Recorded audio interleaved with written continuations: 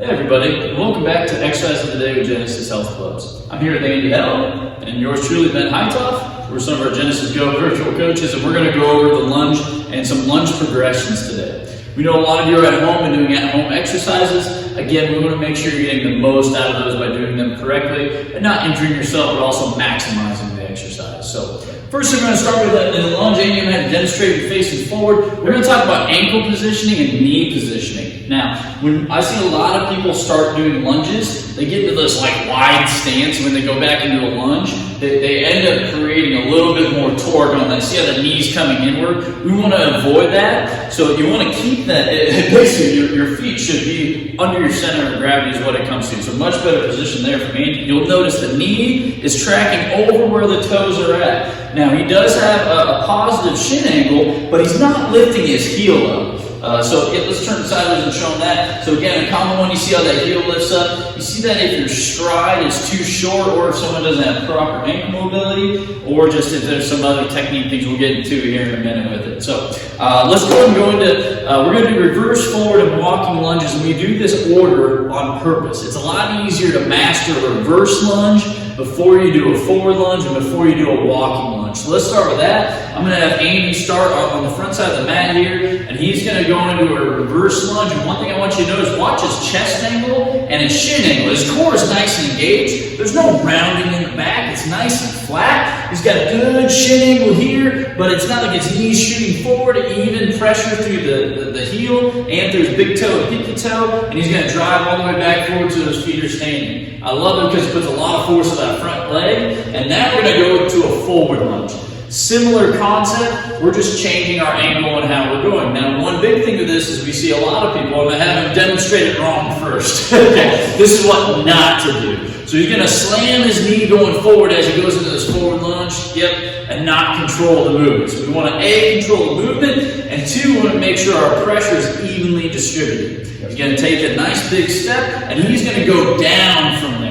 See how he's not jamming that knee forward, and he's working on going down, coming right back up. Good spine stabilized, look great. Now, we're going to go into a walking one, and this is where you actually have some alternating with the pattern. So as soon as he's done lunging on one, he's going to transfer right over into the next one, but he's going to give a little pause before he goes down. So again, we're avoiding that knee slamming forward. So a walking lunge, good control, knee angle, great, and then shift right both feet together, right into the next one. Again, he's controlling with that slight pause each time, okay? Now, let's add some weight to it. I'm sure some of you have dumbbells at home.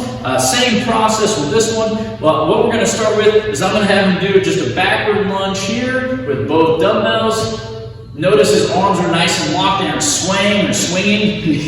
You'll see people use the momentum to get all the way back up. We want those quads and those glutes to really drive him back up in the upright position. Okay? The next progression we see is actually an offload. Now with an offload, we only have one dumbbell in the hand. We're going to do a little series of those, if you will. So there's 2 different ways you can do this. I think the most effective way, and let's say we're doing a reverse lunge, is the right leg's going to go back if the dumbbell's in the right hand. So Andy's going to take the right leg back. Still same technique with everything. Nothing changes. One thing I want you to notice is when he's holding that, this shoulder is really locked in. He's got that lat really tight. That arm is flexed. Again, there's no swinging, and he's got it nice and controlled. Okay? Now, we're going to actually go to a different offload one. Before we get that one, so we're going to go single-sided offload, but in a front position. This makes, basically everything in here has to stabilize a lot more. Yep. So he's going to go again, we'll do a backwards lunge again. Now, you can do this in 2 different ways. You can either have the left leg go back and have the same side as stabilizing.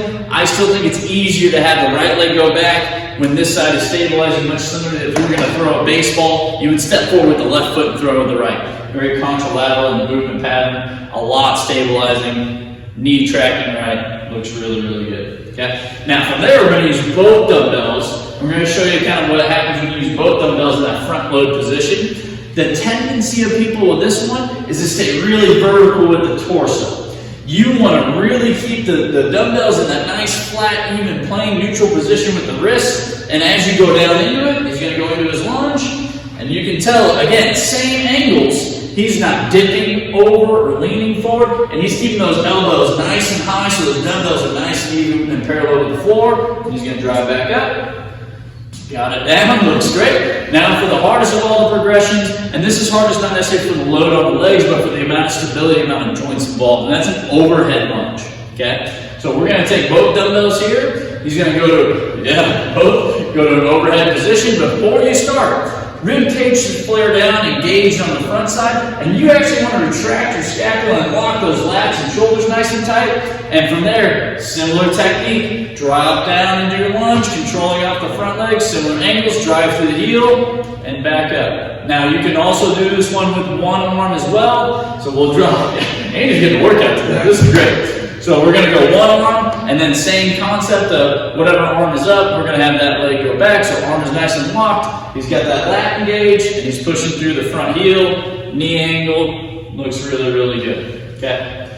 That's a lot of food for thought. As you can tell, we just gave you about 5 or 6 different exercises you can do just based off of a lunge with different loading, but the technique stays the same. So keep that in mind. If you have other questions or comments about exercise or need some help with your program, click on the link below and get a consultation with one of our Genesis Go virtual coaches today. Thanks, guys.